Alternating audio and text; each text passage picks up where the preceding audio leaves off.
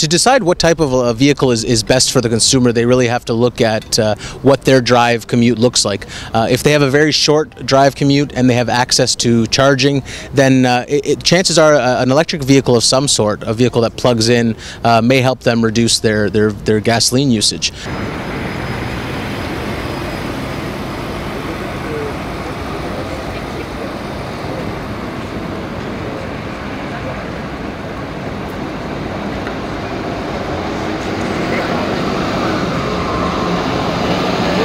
At Toyota, we have the plug-in Prius. It's like a regular Prius. It's a hybrid powertrain, only it has a much higher capacity battery that you can plug in, and in as little as 3 hours you can have a 22-kilometer gasoline-free driving. So electric vehicle driving up to speeds of 100 kilometers an hour. Past that, 22 kilometers, the vehicle operates as a regular hybrid. So you still have the savings of a regular Prius, and then the option to plug it in. But some people don't have access to charging. Some people can't find a plug to plug in or drive very long distances. So in that case, it might make more sense to drive a regular hybrid, such as the conventional Prius or any one of our other hybrid vehicles. It really depends on how much driving you do and how long your average trips are, and if you have access to a plug or not. And what we're showing here is a level 2 charging station. It's 240 volts for charging electric vehicles, and it's very simple operation. It has 3 indicating lights on it. Green indicating power on. When we plug the vehicle in, you have a blue light to indicate the vehicle is charging. If there happens to be a problem with the vehicle or the charging station, there's a red light which will indicate that there's been a fault. As far as operating the unit, we simply disconnect the plug from its holster, and then we can take the cord set and walk around the car to the plug connector, plug it into the car, and the car will automatically begin charging. At Toyota, we feel the Prius plug-in has an advantage over some of the other plug-in hybrid vehicles and electric vehicles on the market. Mainly, we feel that it's a big decision to decide how big of a battery you need.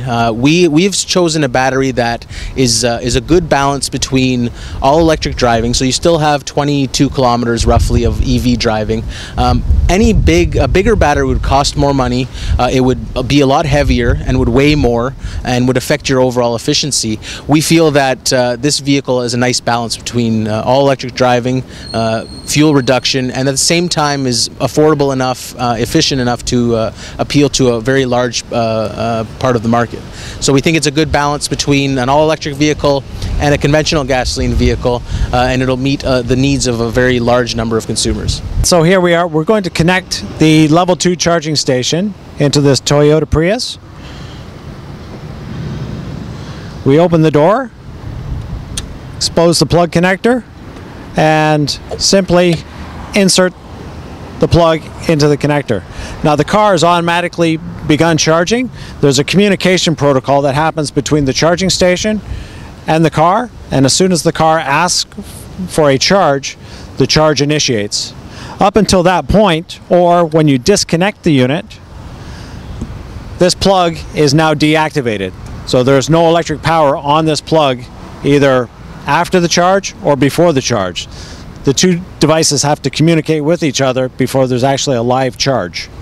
One of the questions that a user may have, since it can take an hour and a half or more depending on the size of the battery that's being charged, do they have to stay with the vehicle while it's being charged? The answer is no.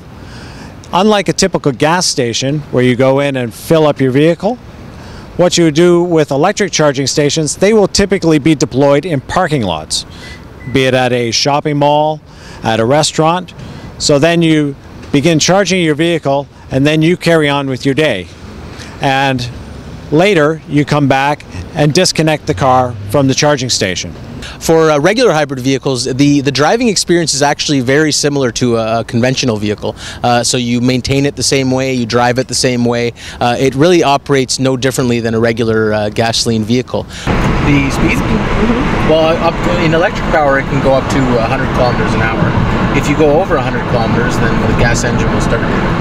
But you can go up to, I believe the top speed is 160, so more than the speed limit. With a plug-in hybrid, the main difference is only how to charge it and how to unplug it and drive off again. But with the Prius plug-in, for example, again, the drive experience is very, very similar, very seamless, nothing really different than a regular car. And we've done that on purpose to try to make it as easy as possible for consumers to adopt this new technology.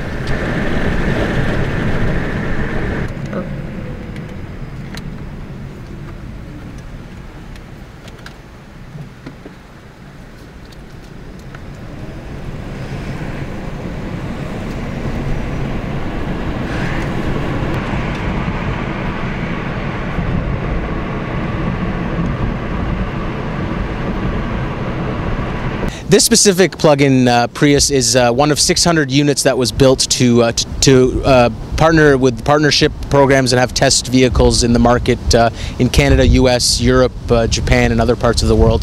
The production version of the Prius plug-in is going to arrive in 2012. So we're going to start seeing vehicles come to dealerships and through fleet programs.